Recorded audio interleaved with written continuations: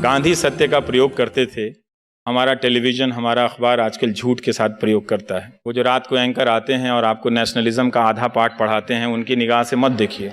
वो आपको इस देश की हकीकत से काट कर ले जा रहे हैं, एक ऐसे देश की दुनिया में जो है ही नहीं। जिंदगी की राहों में बहुत से यार मिलेंगे, इस चैनल से भी अच्छे हजार मिलेंगे। इस चैनल को देखना ना भूलिएगा आप लोग, ये ऐसे चैनल वाले कहाँ आपको बार बार मिलेंगे। वाह वाह वाह वाह। हमारा मुल्क सबसे खूबसूरत मुल्कों में से एक है। हमारे पास बुलेट ट्रेन नहीं है तो क्या हुआ, हम धीरे भी चलते हैं तो गले मिलकर चलते हैं। चीलम चैनल जिंदाबाद जिंदाबाद जिंदाबाद, चीलम चैनल जिंदाबाद। बम बम बोले। हम चीलम न्यूज चैनल के एंकर बनी। चीकू जी हमारे भाई बरन, इनका से पूछे के चाहत नहीं कि गांधी जी के बारे में क्या जानत हन। चीकू जी तनी बताओ। हम यह जानत नहीं कि वो ऐसा कहले कि जे दिन हमारे देश विभाजन होत रहलक ह, तो उनका से कहल गल कि आप हमारे देश के विभाजन को रोक दीजिए, लेकिन वो नेहरू के भक्ति में इतना लीन हो गलन ह, ये सोचलन कि नेहरूए के प्रधानमंत्री बना दिया, जबकि प्रधानमंत्री लाइक सबसे उत्कृष्ट आ बढ़िया आदमी सरदार वल्लभ भाई पटेल रहले। उनकरे दे रहलक कि पूरा हिंदू के महिला के बलात्कार होल आ पूरा हिंदू के कत्लेआम होल, लेकिन वो लगी वो आंदोलन ना करत रहले। वो आंदोलन खाली करत रहले कि हमर मुस्लिम हमारा साथे होखो, लेकिन उनकर जितना आंदोलन भरलक ओमे सबसे ज्यादा योगदान हमारे यहाँ के हिंदू भाई, मुस्लिम भाई, सिख भाई सब के रहलक ह। लेकिन एक वर्ग श्रेष्ठ के उजे थोपत रहलन कि ना ये महान, ई काम उनकर बहुत गलत रहलक ह। यहाँ पर सब अज्ञानी लोग यहाँ पर सब गूगलिया ज्ञान, व्हाट्सएपिया ज्ञान, यूट्यूबिया ज्ञान ये लोग रखले वालों। गूगल जगह पर पढ़ल, गूगल जगह पर। और सुधीर चौधरी लोग के फेवरेट हवन, वो अपन कहाँ से बेचारे डीएनए करेलन। अगर सुधीर चौधरी गलत रहता तो उनका पर केस हो जाए। पत्रकार पर केस नहीं होता है, स्वतंत्रता की, प्रेस की स्वतंत्रता है। स्वतंत्रता की कहीं कुछ बोल देंगे, देश के खिलाफ बोल देते हैं। सर गांधी जी के बारे में कुछ नहीं जानते हैं, कुछ हटाइए नहीं सब। अच्छा, कोई बात लगा रहे हैं, कोई बात नहीं। आप कुछ जानते हैं सर? हम तो और उम्र के बहुत कम है, हमको क्या मालूम। ऐसे गांधी जी हमारे देश के राष्ट्रपिता हवन, राष्ट्रपिता रहियन। लोग उनका प्रति गलत भ्रांति फैलैले बा।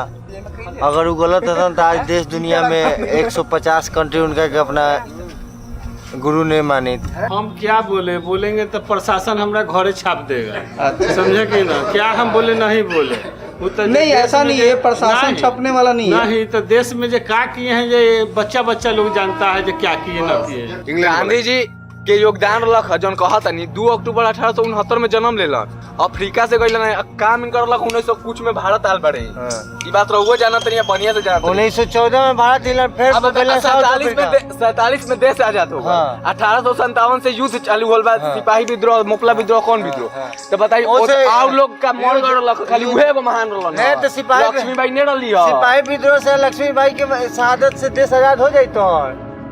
एक बात तो आप क्लियर हो जाइए, भारत की आज़ादी से गांधी का कोई लेना देना नहीं है। गांधी का अपना जीवन है, अपना आदर्श है, और वो पूरे विश्व के लिए है, स्थापित किया हुआ है। ये अलग बात है कि ये उसी समय पैदा लिए, उसी समय थे जिस समय भारत लड़ रहा था आज़ादी के लिए, तो उसमें ये शामिल हो गया।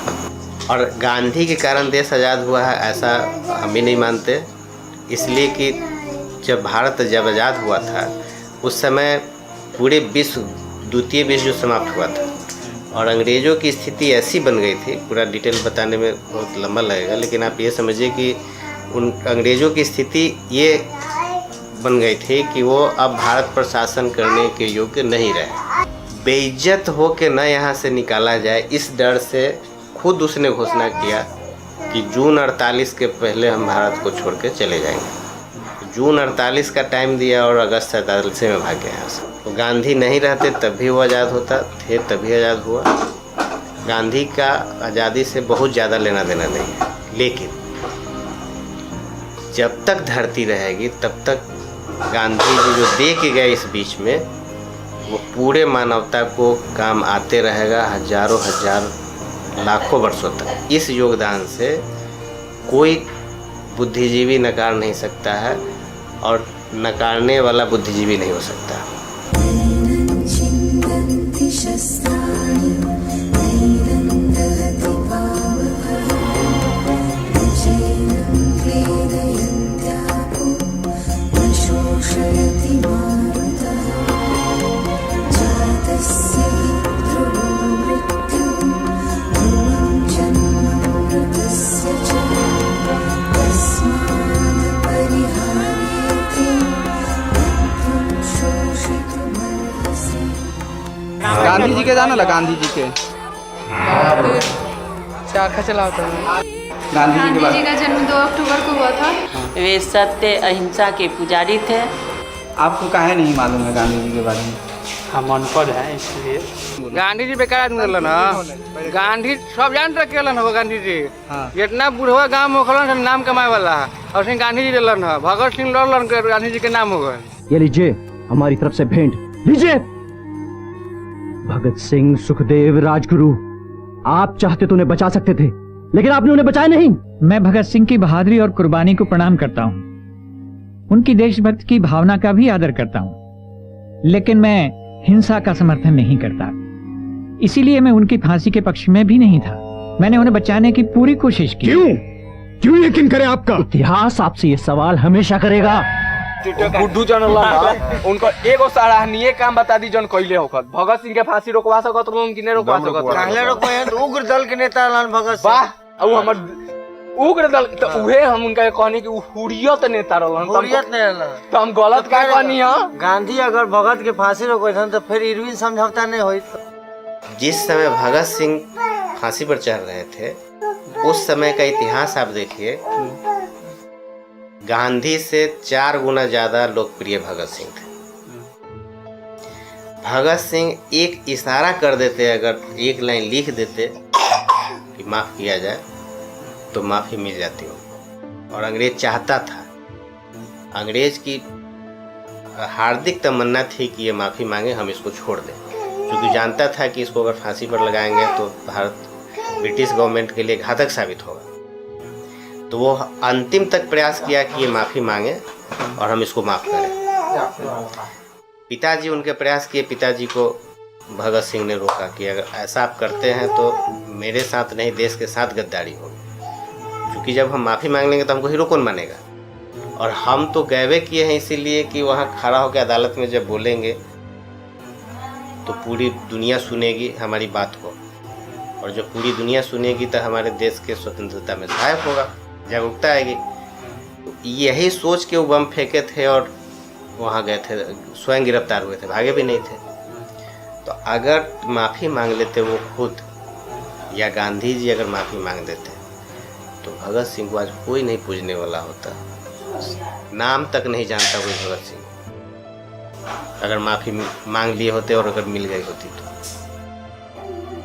और पहली बात है कि जब गांधी जी से ज़्यादा लोकप्रिय थे तो फिर गांधी जी को मांगने की कहाँ जरूरत थी वहाँ? ये तो बिल्कुल बेवकूफ़ी वाली बात है। ये मैंने न जानने के कारण ऐसा लोग बोलता। झकझोर दुनिया हो,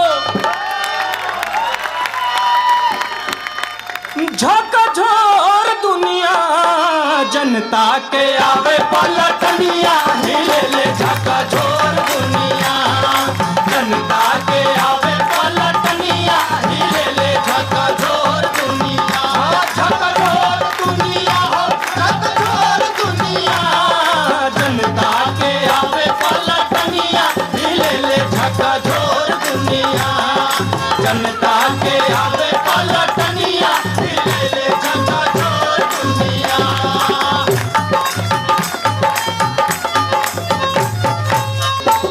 तब बहुते नियरबा अजदिया के दिनवा, बहुते नियरबा अजदिया के दिनवा, बहुते नियरबा अजदिया के दिनवा।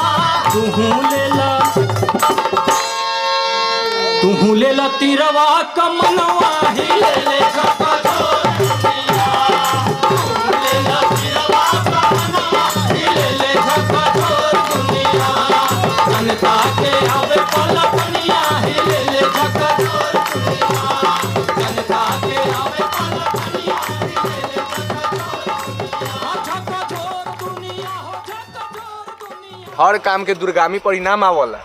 जौन दूरगामी परिणाम हम जगह देखा था नहीं सर कि हम जगह मन में हिंदू के मन में नफरत बाटे कोई के प्रति, तो एक देन बारन शिवे सरवा गांधी जी। गांधी जी कहते हैं कि जो बहुत हिंसा होने लगती है कि हम लाचारी से अहिंसक बने हुए थे, मगर हमारे दिल में तो हिंसा भरी हुई थी।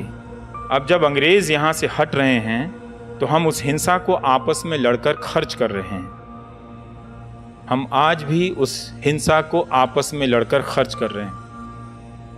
अपने भीतर की अहिंसा को पहचानिए, उसमें बहुत शक्तियां हैं।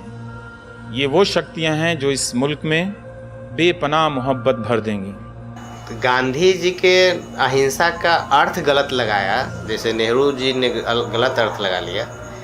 गांधी जी का कहना था कि कायरता और हिंसा दोनों में से अगर किसी एक को चुनना हो तो हिंसा को चुनो।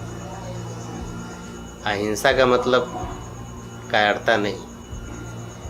कोई सामने है और हम भाग गए, हम हिंसा नहीं किए, हम चुप रह गए, तो उसका मतलब ये भी हो न सकता है कि हम डर के मारे नहीं बोल रहे हैं। जैसे आप सामने बंदूक ले खड़ा है तो दो स्थिति में आपसे हम दब सकते हैं, मैंने चुप रह सकते हैं।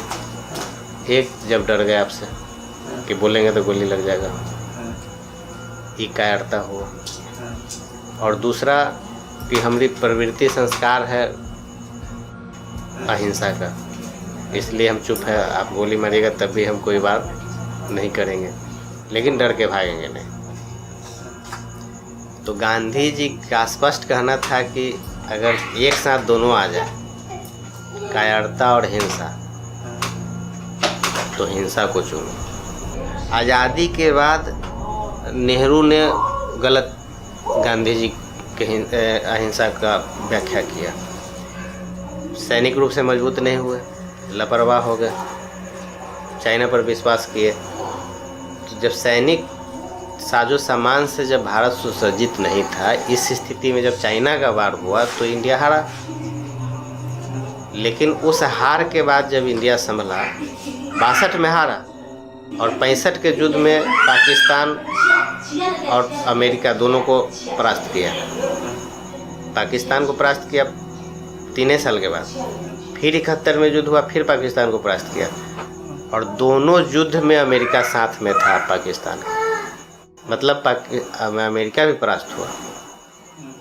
तो जब हम तैयार हुए तो फिर हार कहाँ मिली। और आज भी मोदी के समय भी कई बार चाइना प्रयास किया, हिम्मत हुआ उसका?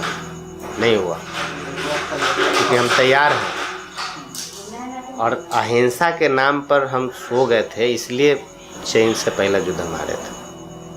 तो अहिंसा का ही मतलब नहीं है कि एक इतिहास में कथन है कि अगर आप चाहते हैं कि युद्ध नहीं हो, अगर आप चाहते हैं कि युद्ध नहीं हो तो 24 घंटा युद्ध के लिए तैयार रहें।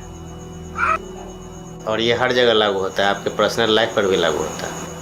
जैसे अगर आप चाह रहे हैं कि अशांति नहीं हो मेरे साथ, नहीं कोई इस टाइप का नहीं हो, तो आप हमेशा उसके लिए तैयार रहिए, बुरा के लिए। अच्छा बताइए, गांधी जी के लोग कहला कि अहिंसा के पुजारी कैसे रहे हैं जी? उनका ले तो बढ़िया हमारे महात्मा बुद्ध रहे हैं, जिनका एशिया ऑफ लाइट कहल जाला।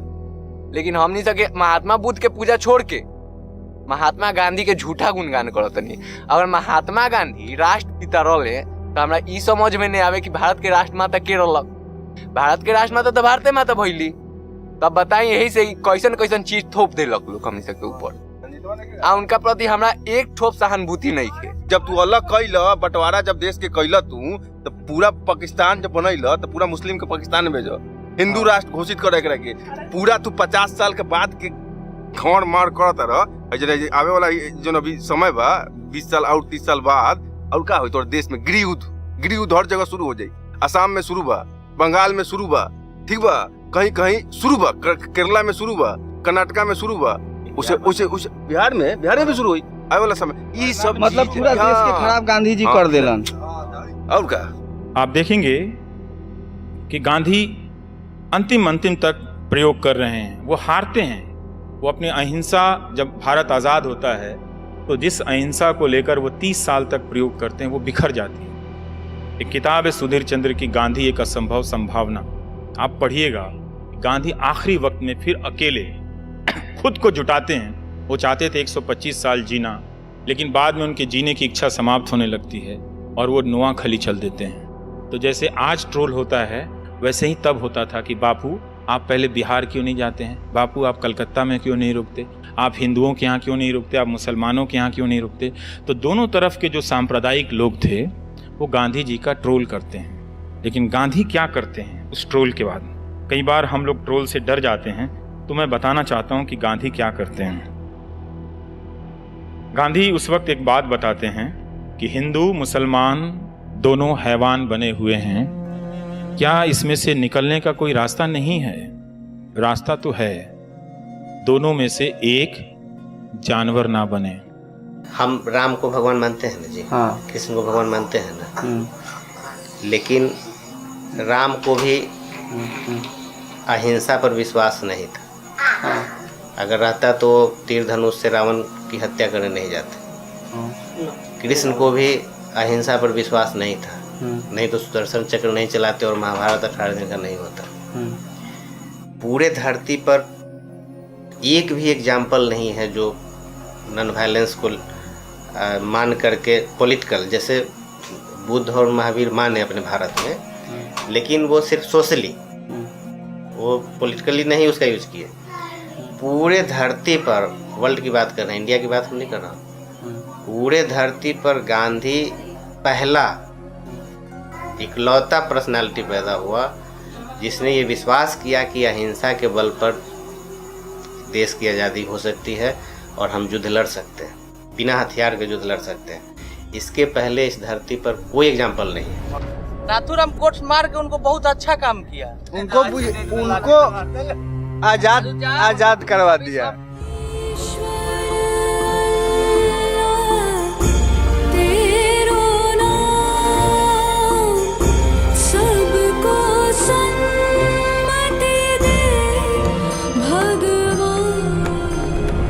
गोडसे अच्छा आदमी रहे, बहुत सुंदर।